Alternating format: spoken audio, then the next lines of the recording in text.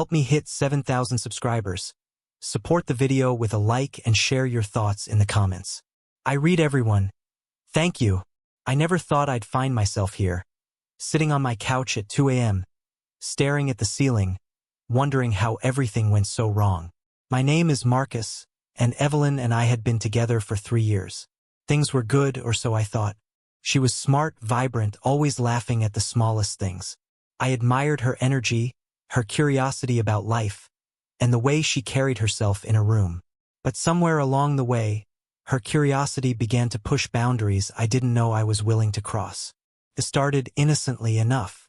One evening, Evelyn looked at me with that serious expression she reserved for important talks. She told me she wanted us to have an open relationship. She wanted to explore. I remember feeling a jolt of fear mixed with curiosity. I loved her, and part of me wanted her to be happy, to feel free. So I agreed. At first, it felt liberating, like a new world had opened for both of us. We could meet new people, experience things we'd never imagined. I tried to be supportive, telling myself this was about trust, communication, and growth. And Evelyn made it clear from the beginning that there were rules, boundaries, transparency, no crossing lines that would hurt the other. But lines are slippery.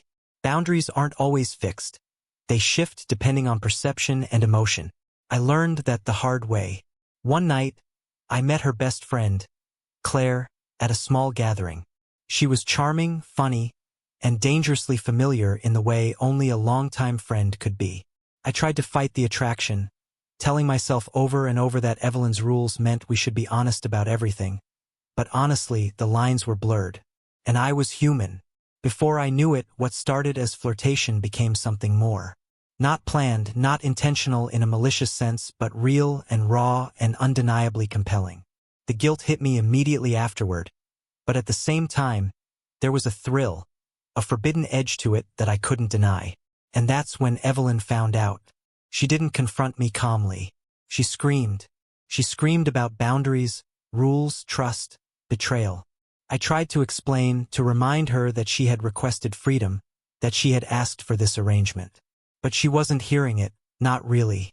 She only saw the betrayal, the raw truth of what she had invited into our lives. If you're following this story and it resonates with your own experiences, make sure to hit like so more people can reach it and share in these lessons. Evelyn's anger wasn't just about me. It was about what our arrangement had unleashed. The hidden currents we didn't see until we were both in too deep. We argued, of course. Hours of back and forth. Names, accusations, regrets, promises to never do it again. But the damage had already been done. I remember sitting in the kitchen later that night, thinking about how easily boundaries crumble when desire and temptation enter the mix. It's a strange thing, the human heart, how it can want to honor rules and yet act against them in the same heartbeat. Claire, oblivious to the storm she had inadvertently become part of, messaged me the next morning. She hadn't realized the depth of my relationship with Evelyn. I couldn't reply. Any response felt like adding fuel to a fire already too hot to handle. Days passed in a haze of tension. Evelyn oscillated between icy silence and fiery confrontation. I tried to explain my perspective, my own feelings of loneliness and confusion, but it always seemed to fall on deaf ears. Trust had been broken, and even the strongest attempts to repair it felt shallow in the shadow of our choices. Comment below what you think Marcus should have done differently. Be honest, your insight could help others in similar situations navigate tough choices. I started reflecting on why I had crossed that line in the first place. Part of it was curiosity, part of it was resentment. Resentment of boundaries that felt unfair, of a relationship that wasn't fulfilling in certain ways. I began journaling late at night, trying to capture the chaos in my mind, trying to make sense of the mess we'd created together. It wasn't just Evelyn's anger. It was the realization that this experiment in freedom had consequences neither of us fully anticipated.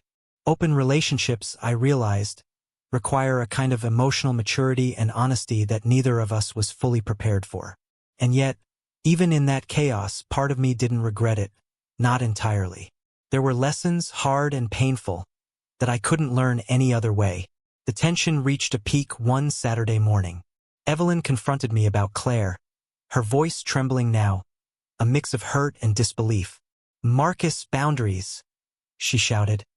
"I trusted you, but it wasn't just about Claire. It was about everything we hadn't said, everything we hadn't anticipated. The raw vulnerability of opening our lives to exploration without fully understanding the emotional cost." Type the word boundaries in the comments if you relate to this part of the story, and share how you've navigated trust in complex relationships. I sat down across from Evelyn, and for a moment, everything was quiet. The anger still lingered in the air, but there was also a strange clarity. This wasn't a betrayal in the classic sense.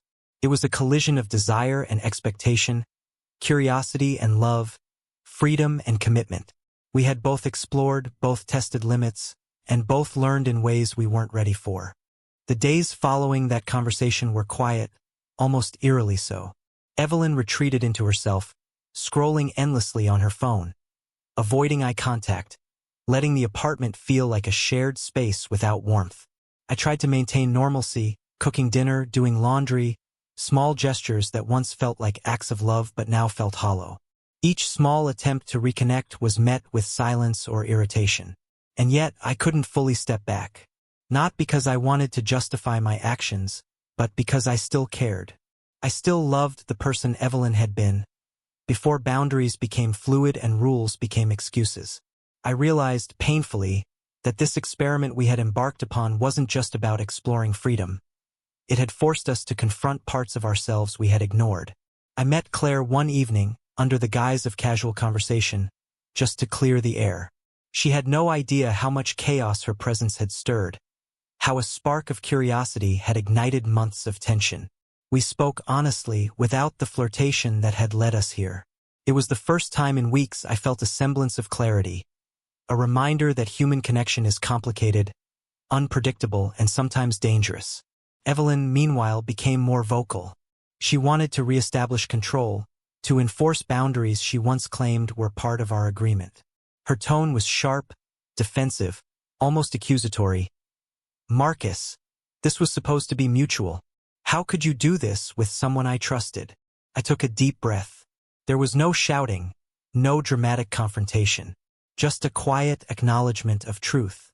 "Evelyn," I said, "we both chose this path, we both explored, and now we're both facing the consequences.